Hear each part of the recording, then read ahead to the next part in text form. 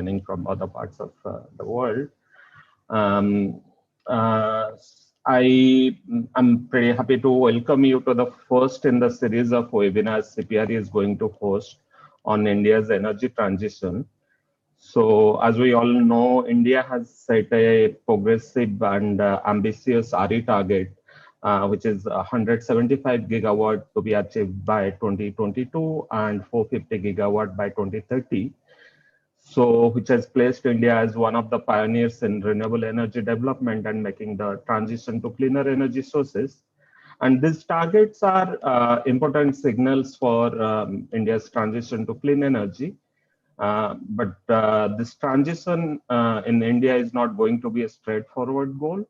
We have technical challenges, we have financial challenges, we have socio-political challenges as well, which we have to navigate as we make this transition. So in the process, we may need multiple pathways to reach these, achieve these targets. And we at CPR are convening a series of roundtables to discuss these pathways. What would be these pathways to reach 450 gigawatt of renewable energy by 2030, as the government has announced. And we have the pleasure of having several groups of researchers and think tanks who are going to discuss their proposals. And in seven webinars planned over next couple of months, we are going to discuss all of these pathways. Today, in the first webinar, we are going to discuss the role of distributed renewable energy resources and how it can accelerate India's energy transition. So as we all know, in 2015, Government of India announced 175 gigawatt RE target for 2022. That's when India is going to achieve 75 years of independence. And out of this 175 gigawatt, 100 gigawatt was to be achieved from solar energy sources. And the government specifically made a commitment to achieve 40 gigawatt of this solar capacity from distributed sources. And 6 years into the into this target, and just about 2 years left, we have barely achieved 4 gigawatt of capacity installation. And in fact, as I remember, in 2016 itself, the solar rooftop tariff became cost competitive with commercial and industrial tariff in India. As I was looking into last year, the rooftop solar tariff in RESCO model was 1 rupee 58 paisa per kilowatt hour, which is about a quarter of the average cost of supply from grid sources.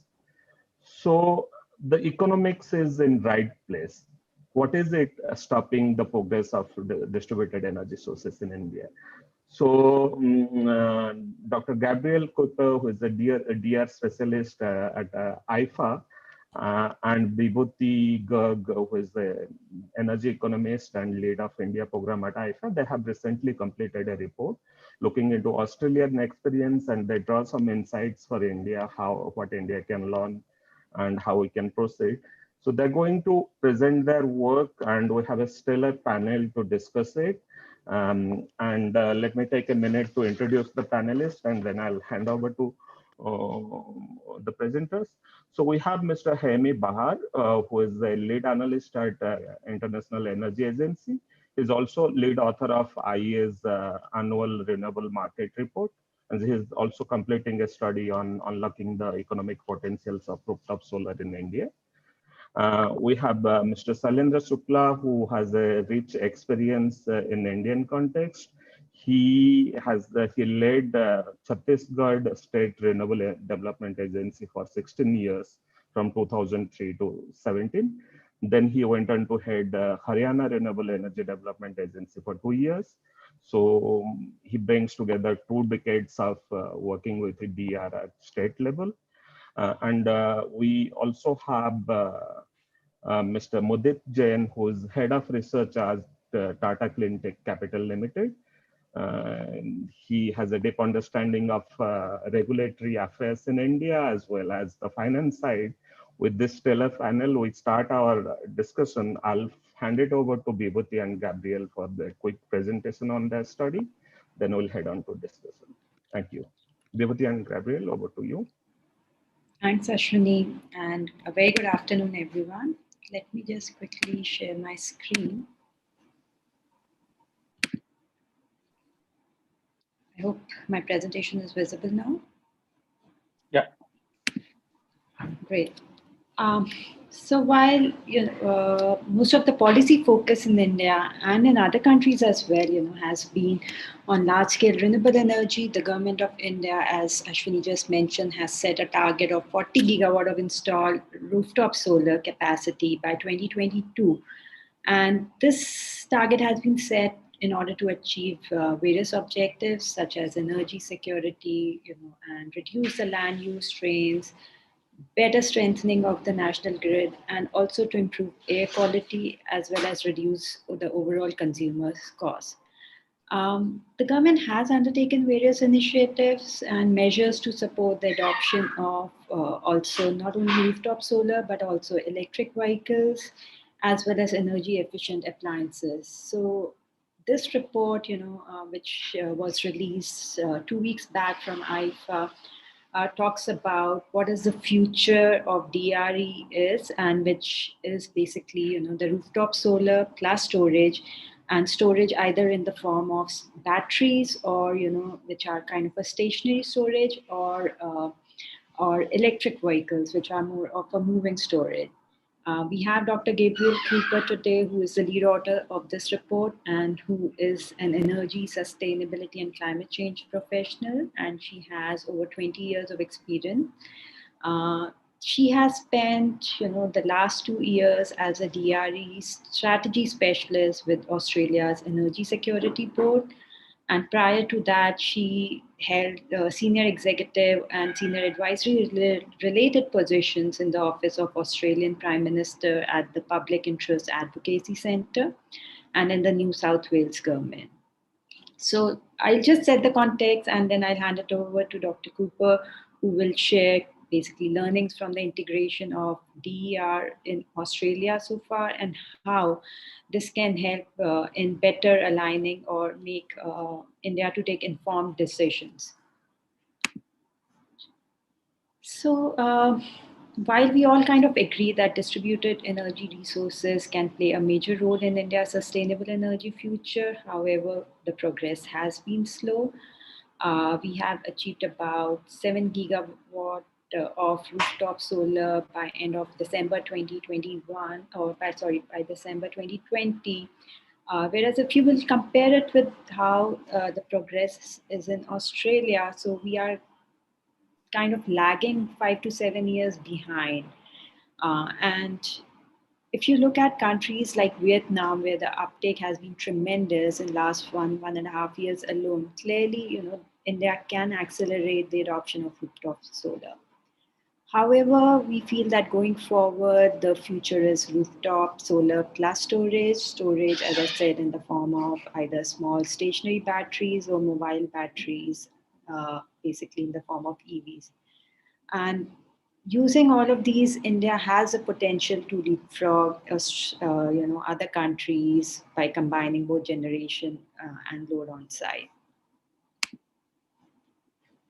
I would say the exciting part of distributed energy resources is that it is most disruptive. The following facts will make a difference to how the dynamics of energy markets will play out in India. So with rooftop solar, we can have generation as well as load on site, and with electric vehicles, we can have energy storage on wheels. So this kind of reduces the transmission and other retail costs. Further, rooftop solar is already cheap and is expected to reduce or, to almost half the price what we have currently in next 2 to 3 years. So cost economics, we feel, will drive more adoption. Also, with most of the investment now happening through CAPEX route, the IRR is much higher to investors and the payback period is much shorter. Now, while Australia is kind of ahead on rooftop solar, India is kind of more advanced on policy support for EVs. So there is a huge opportunity to kind of develop rooftop solar and EV charging or other small batteries together. This will be high quality and cheaper source of supply. So discoms need to kind of prioritize looking at business models for deployment. EVs further have a huge potential to provide vehicle to grid services, which can help in relieving grid congestions and providing ancillary services. Um, as such, we feel that there is potential to leverage private sector investments for public benefit if we get the right incentives, technical standards, and regulatory arrangements right. I will now hand it over to Dr. Cooper, who will not talk about technical, regulatory, and market integration of DER resources. Thanks very much, Vibhuti. It's been a great pleasure to work with you on this report, combining the Indian and Australian knowledge. Vibhuti just mentioned about that we've got what we have with distributed energy resources is private investment in the electricity system. And what we decided after a lot of discussion in Australia was that the most important thing, that the primary objective with DER integration is to maximize the benefits of those distributed energy resources for all electricity system users, regardless of whether they own rooftop solar, electric vehicles, or even smart appliances. Obviously, DER integration is incredibly complex. This diagram is very simple, but we found it was very useful to highlight the differences between technical, regulatory, and market integration. They obviously have some overlap, but we found this a useful concept in thinking about how to prioritize different actions. And Vibhuti, if you go to the next slide, I want to focus on some of the elements of technical integration. First and foremost, you need to have quality embedded in standards and embedded in not only the products, but in the connections as well. Without the quality being embedded in the standards, then you have concerns in terms of investor confidence and the rate of return in particular on those investments. To have good standards, we believe you need to have good governance. So that means involving manufacturers, discoms, consumers, and others in the development of those standards. This is an area that we haven't got right in Australia yet. So I'm speaking to you from a lesson that we're still learning. But I think there's an important opportunity there for India to look at what we haven't done well yet in Australia, and make sure that those processes are put in place to manage not only setting immediate standards, but forward planning for future standards. One of the other things is obviously about the importance of having visibility of distributed energy resources, both for the discoms and for system operators. There's a variety of options about how you obtain that visibility. One that we've put in place in Australia and highlighted in the report is a DER register. So whenever a piece of DER is installed, it is registered with the system operator, so they know exactly what is connected at what point. Probably my favourite innovation in technical aspects of DER integration is dynamic operating envelopes. I could spend the entire hour talking to you just about that, but I'm afraid you'll have to read the report, or I'm happy to take questions on it, because we need to move on to the next slide, which is the final lesson that I wanted to touch on today on technical integration, is really about fear of the new. So when you have new technology in a system, there's often concerns about the disruption that will be caused in a technical sense. And I think what's important to understand is that often those concerns can be exaggerated unless you look at them very closely. So the most clearest example of that from Australia is the concerns about solar exports increasing voltage, which is obviously technically possible. And there was a lot of concerns that rooftop solar, given that it's in South Australia and Queensland on 40% of households, was going to cause significant grid congestion by raising voltage. When I was at the Energy Security Board, we commissioned the University of New South Wales to look at what were the voltage levels across the national electricity market. And unfortunately, what we found was that there was a really significant pre-existing problem with the way in which the networks were being managed. So the actual standard for voltage in Australia is 230 volts, which is at the bottom of these graphs. And as you can see, the actual voltages are running more like 245, 250 volts. And this is across South Australia, Queensland, New South Wales, and Victoria in this diagram. So we've got a really significant pre-existing issue in how the networks have been managed, relates to having reduced the voltages from 240 to 230 and that process not having been completed, and also with the way the networks have been managed to cope with large additional air conditioning loads that were installed in the 90s and 2000s. The system needs to adapt, but it's also really important to understand what are the technical issues that the state of the technical system as it is, not as people may fear it may be with new technology included in the system. Vibhuti, if you could go to the next slide. Thank you. The Europeans have a great saying about energy efficiency first, and it was really impressive for me to learn about the 367 million LED bulbs that have been installed through the Ujala program. I think India's really taken a leadership role with that program. And after energy efficiency coming first, then there's the role for demand response. The graph at the bottom here shows the projected uptake of air conditioning. This is, I believe, from an IEA report. And you can see there that there's huge potential to look at having demand response on the air conditioning to reduce the overall load. And that's in the report, we go into the example from Queensland about where that was done in Australia.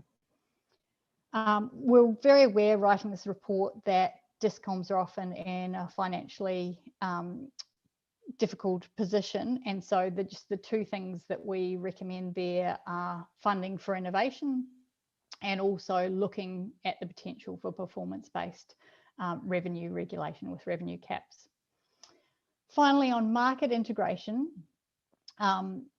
this very much needs to be considered last, with the exception that you want to avoid what we had in Australia, which is the solar coaster.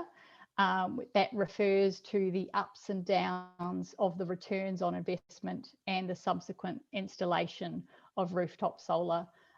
So really policies and regulations that ensure some sort of consistent ROI. Can never be precisely consistent, but we suggest a 5-year rate of return would be appropriate. And then following that, you can look at things like time of day tariffs and aggregation of DER. But what we suggest is, given where India's at, there's plenty of opportunity to learn from the mistakes in Australia and Germany and Hawaii, places with already high levels of rooftop solar, before India needs to rush into looking at DER integration.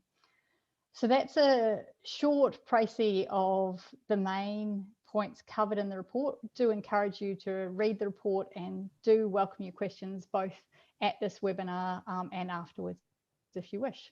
So thank you, Ashwini. I'll hand back over to you. Thank you, Gabriel and Vibhuti. Now we can go to the panelists for a quick response on the presentation before we take up the questions. May I request Hemi to come back with a quick response to the proposal? And thank you very much. I hope you can hear me. Hi, everybody, and thank you for the invitation, and thank you for the great report. And I think Gabriel laid out very well the three parts of the how India can deploy faster renewable energy deployment. I think I'd like to touch more upon on the regulatory component of the picture and do a little comparison with Australia as we are comparing to markets. I think distributed PV deployment in multiple markets in the end boils down to how we charge for the grid and how these costs are distributed. And not for distributed generation reasons, but for other reasons, Australia collects grid costs in very different way than it is collected in India and other parts of the world.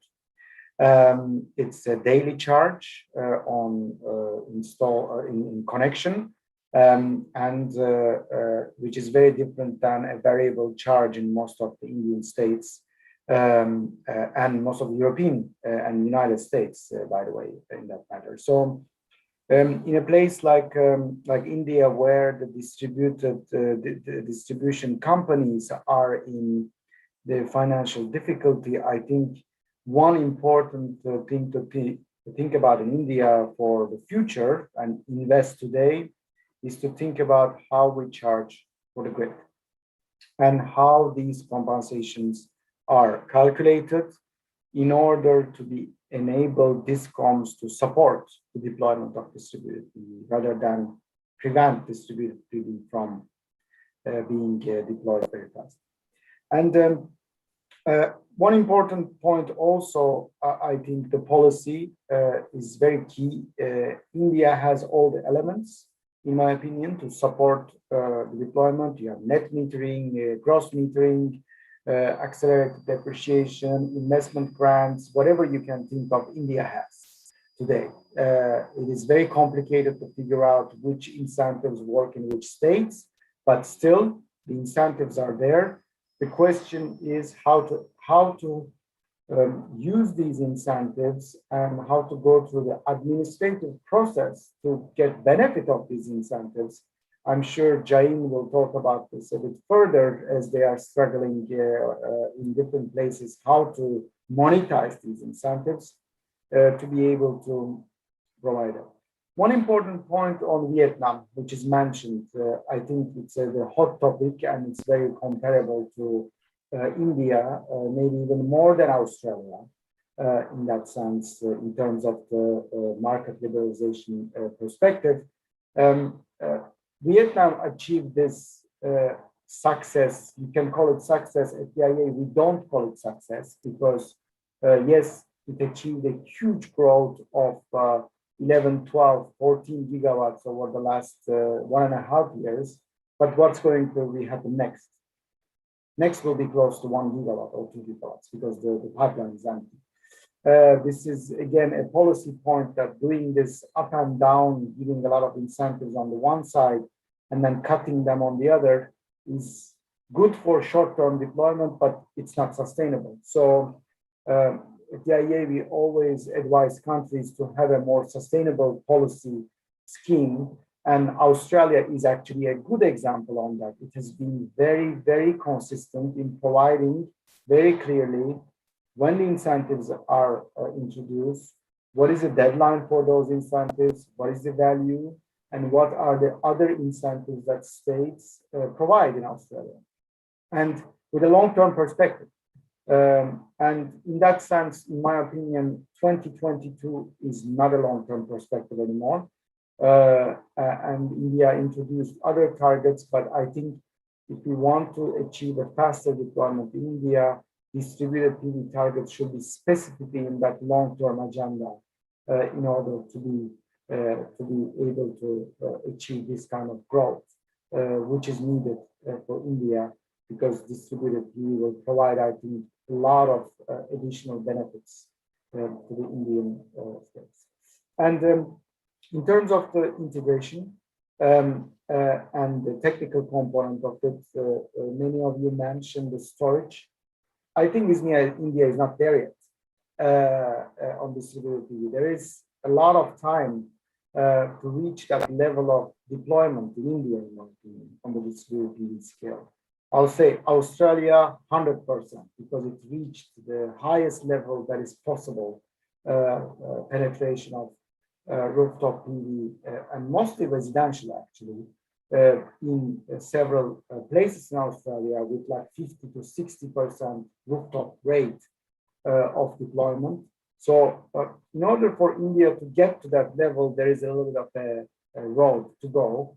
And storage is an option, but I don't think it's there yet. There's a lot to be done before coupling all the distributed PV with storage, especially considering that the storage is very easy and quickly installed. It's just 3-4 months you can install a storage facility if you need it. But in my opinion, it's a little bit early to reach that level. I will leave it there and then continue the discussion. Thanks, Amy. Now, Mr. Shukla, your views. Yes, I've gone through this presentation as well as I've gone through the note which you sent through email. The most important thing is the integration of this non-conventional agencies with the power ministry and DISCOM in each state. Because as we know that solar is not firm power, it is infirm power. So if you are using this power in commercial and industrial sector, it means during daytime, which in most of the states is called off-peak, or you are consuming this generated electricity, solar generated electricity, and then from evening onward, you are dependent on conventional power. And the clash between this DISCOM and non-conventional agencies, they always think that you are fetching their valuable consumers. As you know that in each state, one term we use that is cross subsidy. Means whatever power we are supplying to the domestic sector or agriculture sector or non-commercial, non-industrial sector, that is on subsidized price, means below the price of average pool price.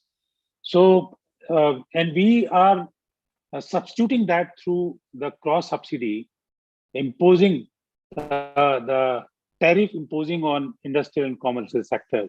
So this rooftop solar plant or net metering system is very beneficial for commercial and industrial sector.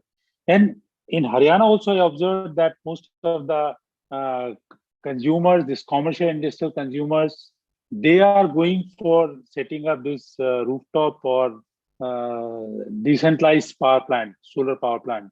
In Chhattisgarh also, most of the consumers having load of say about 20 kilowatt, 50 kilowatt, 100 kilowatt, or even megawatt, they are going for that. And DISCOM thinks that we are fetching their consumers.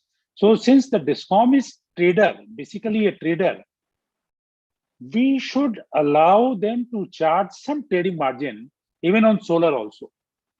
Then only they'll start cooperating us. Take the example of solar pump. Why solar pump program? We are successful in that program because earlier DISCOMs were supplying electricity free of cost to them. Free of cost means government was paying the cost of that power to DISCOM. But in total, they were in loss if they were supplying this power to agriculture. Agriculturists were not using this power just to run the pump, but they were using, or still they are using that power even to run their household activities. AC, somewhere heater, somewhere fans, light and all. So in total, DISCOM is in loss if they are supplying power to agriculture. And the day we started saying that we'll install a decentralized solar system to run their pump, exclusively their pump, they are happy and they are cooperating us. Rather, they are transferring the applications of farmers to us for setting up solar pump in that.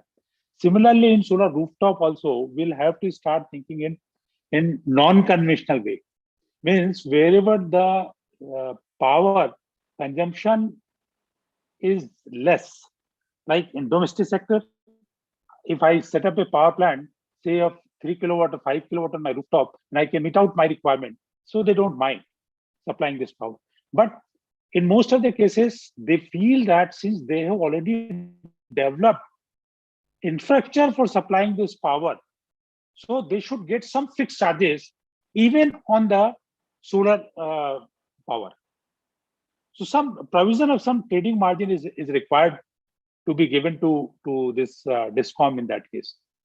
Otherwise, as you know, that the cost of solar rooftop has come down. It's just 20 cent US dollar in US terms, 20 cent, or somewhere it is even 18, 19 cent per watt. Solar panel is available in the market, and inverters, all proven technologies, international technologies are available in India also. So as for the technology is concerned, we should not think of that. That is all proven and applicable here in India also. And recently, Government of India has also announced one list. All India module manufacturer, means for getting the incentive or the government subsidy, they'll have to have the solar panel produced, manufactured by the approved manufacturers. Similarly, IC is there, BIS is there for all these things. But recently, we have also come to the conclusion that if you set up a plant along with the storage system, battery storage system in your house, that power is cheaper than the power supplied by DISCOM. Recently, when I was chairman, State Electricity Board, including this DISCOM, I was chairman there, I was MD of that organization. And I floated one tender for setting up 200 megawatt hour storage plant. In solar with 200 megawatt hour storage. And you will surprise that the rate tariff they quoted was less than 4 rupees a unit. Whereas the average pool price is always more than 4 rupees. And we are supplying power to industries at 7 rupees, 8 rupees. So if somebody can set up the plant with storage, means the independent plant, then even the cost of supply will be lesser than the conventional power.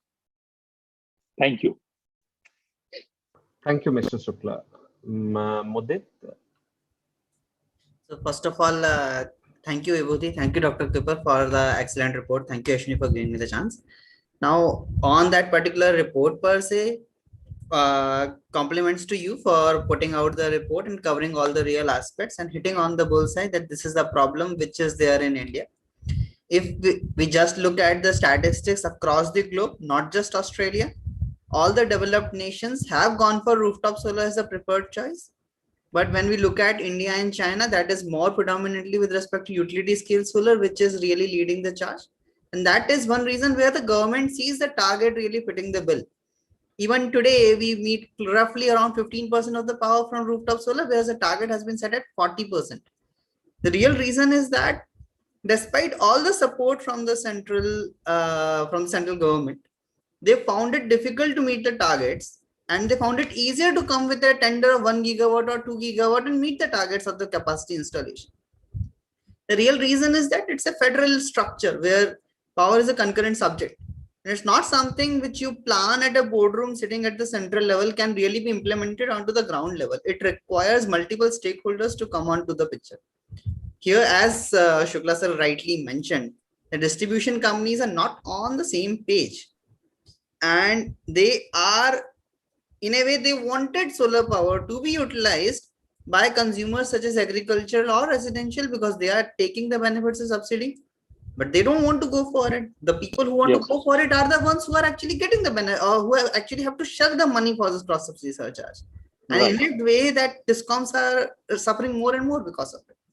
Now here it is, the problem at its core is unless DISCOM is on board, India cannot and will not be able to meet any kind of target set for rooftop solar generation. Now here lies another double-edged sword. If you look at the examples, if there is a proper net metering arrangement in the place, it's the consumers who gets the full benefit despite DISCOM providing the balancing support. But if distribution companies charge in the similar range as what Germany is charging, for example, they have the import tariff at around roughly translates around 28 rupees per unit, and export power is roughly 7 to 8 rupees per unit. That gap led to the storage adoption in a place such as Germany, where the power is of such high quality, do not even require any fluctuation. But here in our case, if we look at it more closely, it's a double-edged sword. What is the right pricing which DISCOM should charge from the consumers that DISCOMs also benefit?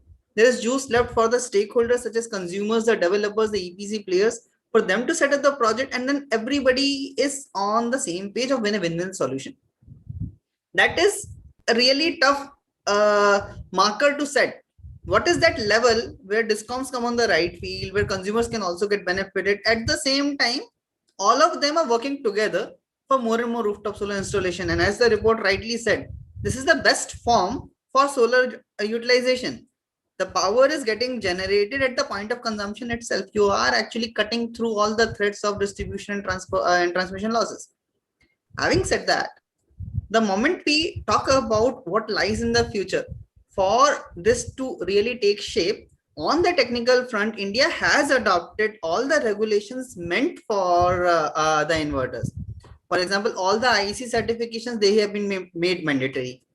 The harmonics, frequency control, LVRT, HVRT, the dual functionality which Germany has mandated for the yo-yo effect of frequency, that also has been taken care of. The voltage range, the DC current injection, all the regulations have been put into the place. The problem when it comes to very small setups, such as the residential ones where the inverters are not available from the international suppliers of such small quantum, that is a problem where how exactly can you check the standards of it? Although BIS standards have been made mandatory, but the deadlines have always been a moving post. We're still not able to certify all the inverters which can be fitted onto the residential domain. And that is where the challenge lies. Where this technical nature comes into the picture is more towards the execution and implementation. We still lack there. But having said that, as Dr. Cooper has just mentioned, it's not really that big a problem as to what is envisaged. Scaremongering is really the word which I captured from your report once again. It's really there, in which it has been said it will lead to disturbance of the grid, but not so much. Even at 40 gigawatt of the initial target which we have set, the total penetration even on the local levels will not exceed more than 20% at its peak, and in the low end on an average basis it would be in a single digit number.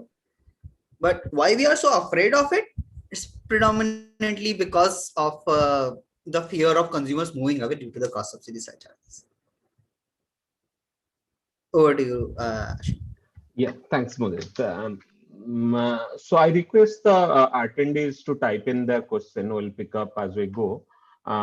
Thank you for this initial set of interventions. I'll first go back to Mr. Shukla, who has a rich experience of working with at the state level. And he also has worked in two phases. I mean, at one point when we thought distributed solar is the way to electrify remote villages, and he has an experience of electrifying 1,700 villages. And that was a time when there was even a state level political signal for distributed solar. But now, as Mudit pointed out, the distributed solar targets are much more central, and we don't have that much push at the state level. So why that political incentive is lacking, and what are we missing here? I mean, we heard about the technical requirements and market requirements. Do we also need a political push for DER? Mr. Shukla, can you share your insights on that? Sure. See, as he said, that it is not central matter. It is the matter of the state government. And you will find that each state has their own policy. So there is no integration between the states also. In some states, they talk about net metering. In some states, they call about gross metering. And in some states, they are not giving any incentive. In some states, they are not giving any banking facilities. Like in Haryana, if you are going for mega size power plant, then you'll have to sell this power only to the DISCOMs. You can't sell this power through open access. In Chhattisgarh, there is open access policy. So this kind of scenario is there all over India. there was net metering arrangement in Maharashtra and UP, and it worked just for 2-3 years. Now there is no net metering in those states. So all these states will have to come on same platform. There should be integration. That's why initially I told there should be integration between the Ministry of Power and Ministry of Renewable Energy.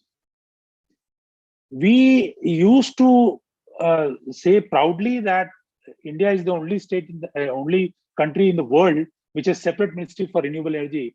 But I found that there is always mash between these two ministries. So if you want to promote this rooftop solar, decentralized solar power plant, then Ministry of Power will have to announce the policy for that, not MNRE, because ultimately this will be executed through this power hands only. Discoms or the transmission or the distribution, all kind of facilities are required to be done. You apply just for net metering in any Discom, you'll find that it takes some states takes about 3 months, 4 months just for getting the bidirectional meter in their state. So political will is required.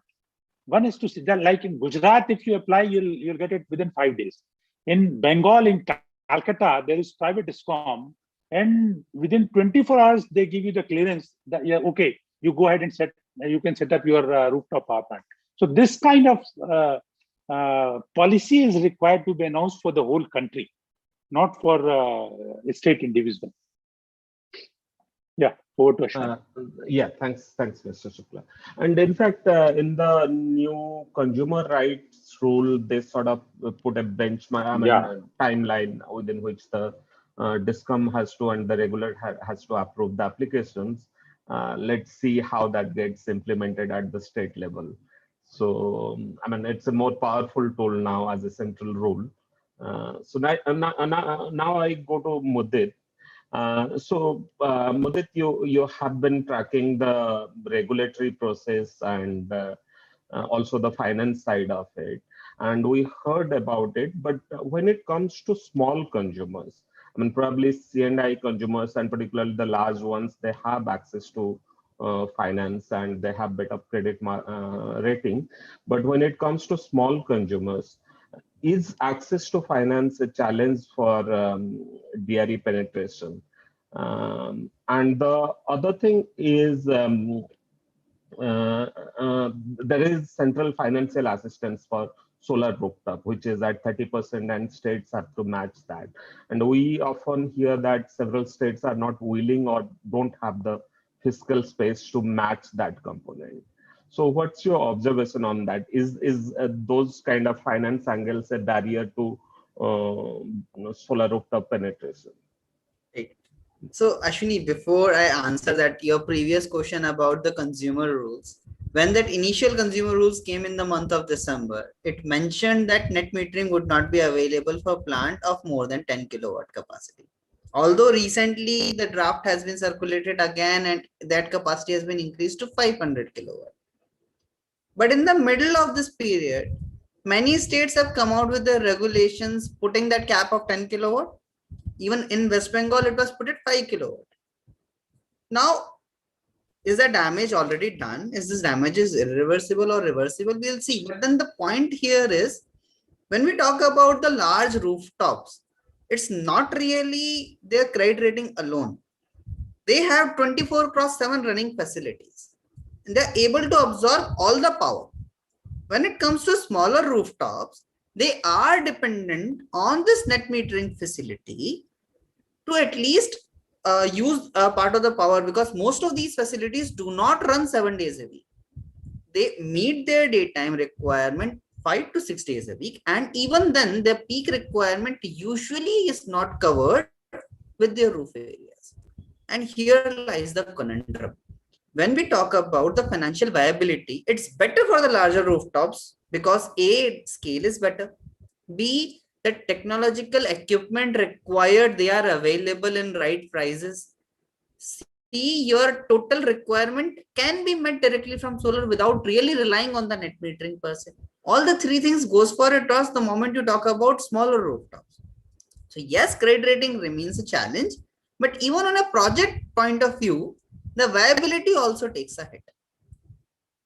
One more thing about the rooftop solar is that the generation levels are lower than that of the large scale utility scale projects, because land use is different, and then there are losses because of the technical losses comes out because your strings are not really perfectly aligned, the voltage loss goes through, and the PID losses also comes through. I'm not going into the detail of all those small points, but then the moment you go to the smaller rooftops, the multiple challenges arise. Now, here, even if a rooftop which has a decently good credit rating of triple B plus and it's setting up a 100 kilowatt rooftop project, the economics would be such that landed tariff would be almost a rupee higher as compared to that of a 1 megawatt project, because a part of the energy would also be lost because net metering is not available to this guy. And hence, when we talk about the overall project dynamics, both these things combine together to make a dent on his ability to raise finance. Now, coming specifically onto a finance alone topic, taking aside this gap of power tariff distribution. On this financing, we really need to have that arrangement where the solar rooftop asset can be ring fenced to the new lender who is coming into the picture. Usually what happens, it's an industry which has taken the loan from certain lender. It already has taken the charge on current and future assets. If suppose I go ahead and finance the new rooftop plant, then we'll need the ring fencing arrangement for that rooftop solar plant so that that particular asset can be hypothecated back to me. That particular arrangement requires NOC from the existing lenders, which is a long drawn process, usually do not come for more than a year. And that's where lies the challenge. Even if financing is available through various facilities, for example, World Bank is currently working on SME only facility. But then again, this charge creation as well as ring fencing of the asset, or taking care of specific cash flows which can meet these lending requirements, can be a challenge. Here, we will need these arrangements to come into the picture. Second, there has to be arrangements about first loss guarantees, where a part of this loan, when given to an SME or the residential pool, can be met through this pool of capital. Because look what happens if for any lender, as per RBI, if a receivable, or let's say the payable is due for more than 90 days, the project is termed as an NPA. To stop that, you will require some sort of support to just play as a cushion in that brief period, because revenue cycles are cyclical for SMEs or MSMEs, or even for the individual consumers. If I talk about, they will need some more cushion to survive. That 90-day rule is too tough if you move away from the large industries domain. And hence, both these arrangements are required at the same time for financing to really catch through. And you are rightly said that financing remains the key challenge, because it is available to those who actually don't require financing. Yeah. The person who depend on financing is someone who no one wants to serve. Okay. And hence we require certain arrangement where both these things can be taken care of. Thanks for this. So I now go back to Hemi and Gabriel. So Gabriel suggested that we need to bring in storage and solar together to post it, and I personally sort of agree with part of it. Though the battery storage is still quite not ready, but if we, my question is, do we need to think at megawatt scale storage, or we can also think for household level, small appliance level storage also with solar? I mean, for example, like we have batteries in our computer, probably we can think of battery powered appliances for smaller consumers particularly. Is that a way to think about, I mean, as well as EV at the, particularly at the state level? And there could, of course, be a national push for that, but at the state level, do we need to think about all these options, or megawatt scale storage is the only way out? Excellent question. The answer, of course, is both, but and also storage at the small scale in all forms. Obviously, we're just getting small scale storage in Australia now, and that's still not economic. The payback period is 10 years or more at the household level, but we expect within 3 years, maybe 4 years, that will be cost effective. So the question, of course, which goes to a lot of this discussion about financing, is how fast the costs will fall. The great advantage that I see as an outsider with India is that there is so much government support for electric vehicles. And, you know, whether you call it mobile storage or batteries on wheels, electric vehicles have so much greater capacity than your average Powerwall or other small scale battery. So there's an enormous ability, I think, to leverage that support for electric vehicles to also support the rooftop solar to charge those electric vehicles. So even, for example, the government policy around installing electric vehicle charging at service stations, what's the potential to look at installing rooftop solar on those service stations at the same time? As we said right at the beginning, when you and as Mujit also mentioned, when you combine solar and storage, then you've got generation and load on site. When that storage is an electric vehicle, you've also got the potential to move that potential generation or load elsewhere into the system. So while India is, for all the reasons that we've discussed, slower on the take up of rooftop solar, I think I see particularly electric vehicles, but also smaller scale storage as the opportunity to leverage putting in the rooftop solar. And then when you combine the two, you get a lot of advantages, and has been pointed out for C&I customers, you actually get a source of supply that this year should be lower than normal grid supply. Obviously, there's a lot of complications around finding innovative models that will work so that discoms can provide systems like this. But that's the concept that we talk a lot about. Thanks. Hemi, do you want to add anything? Yeah. I think as I said, the storage is important, but I think there is a little bit of a way for India to come to that stage. But I also understand Jane's point that it's a different storage that we are talking about here because of the intermittent power coming from the grid.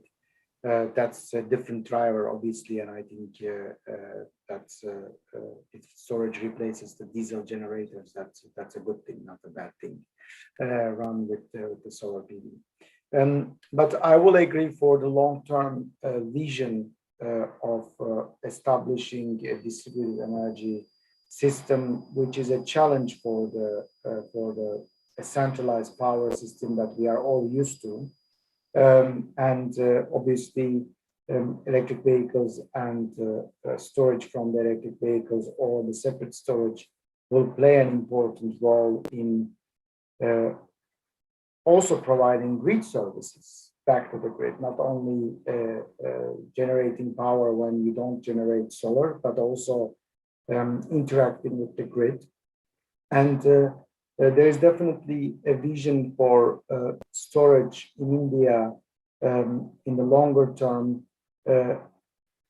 because considering the solar penetration in the future, if India wants to go towards I wouldn't say net zero, but right now because there's no target, but really ambitious solar penetration, at one point during the day, obviously the solar will have a huge impact in the Indian power system. And there needs to be a way of storing that energy. And I think in that sense, when we talk about storage, India will also need massive scale of storage from the pump tidal storage as well, which Australia is also looking to build more. Because we are talking about in the longer term future, a different scale that batteries may not be able to meet in a cheap form. Let's put it this way. So batteries are good for the very short term, but if you want to have a longer term storage, you need a cost-effective solution like pumped hydro, where India is already started thinking, because the development years are like 10 years, basically, not that storage in 4 months or 6 months. Thank you. We are almost running out of time, so I'll put a broad question to all the panelists. And yeah, I mean, as we discussed, DR holds a good potential to sort of push India's energy transition. So we also, as Mr. Shukla pointed out in his initial remarks, we are also a society with huge distributive pressures. So we have a section of society who need to be cross-subsidized and supported through electricity, and it has been done historically as well. So can DR be an instrument for ensuring justice and equity in the energy space? So can we use DR to shift from consumption subsidies, as in subsidies on electricity tariff, to more substantive infrastructure subsidies at one time, and which in a way is part of this national scheme, but it's not adequate to propel the growth. So can actually this way of infrastructure subsidy for distributed solar be a catalyst for larger economic transformation in the low-income parts of our society, and transforming more of rural livelihoods? So we have 3 minutes, but we'll take 5 minutes more, and I'll request all the panelists to have their quick 1-minute remarks on this before we end. Maybe with Mr. Shukla first. I see you on my screen. Yeah, I would just like to share here. Hello.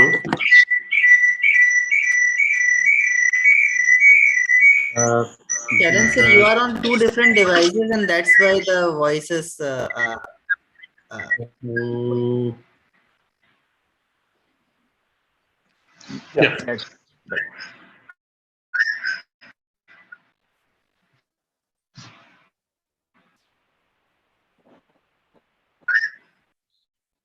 Hello. Am I audible now? Yes, perfect. So I am using this solar rooftop since last about 22, 23 years.